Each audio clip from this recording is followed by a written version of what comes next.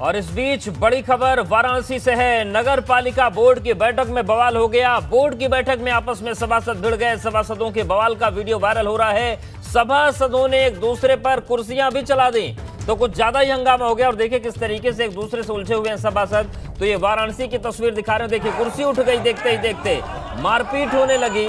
और ये है वाराणसी का अखाड़ा। नगर पालिका बोर्ड की बैठक हो रही थी और पहले तो यहाँ पर गुत्थम गुत्थी हुई और देखते ही देखते कुर्सी उठ गई, कुर्सी चलने की नौबत आ गई, गालियां दी जाने लगी। तो एबीपी गंगा पर एक्सक्लूसिव तस्वीरें हम आपको दिखा रहे हैं, वाराणसी की है। नीतीश हमारे साथ जुड़ गए हैं।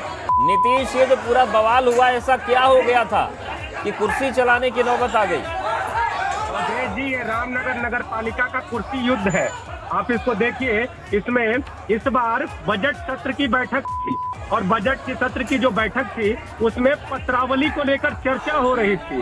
और जो दूसरे पक्ष के पार्षद थे, जो अगर बात करें जो सभासद थे, उनका साफ तौर पर यह कहना था कि पिछले जो बजट है उसका डिटेल हमको दीजिए। और ये कहते हुए एक पक्ष के जो सभासद है वो आगे बढ़े और पत्रावली को छीन लिया। जिसके बाद दूसरे पक्ष के जो सभासद है उनको अपने गुस्से पर काबू नहीं रहा और उन्होंने आपस में गुत्थम गुत्थी शुरू कर दी।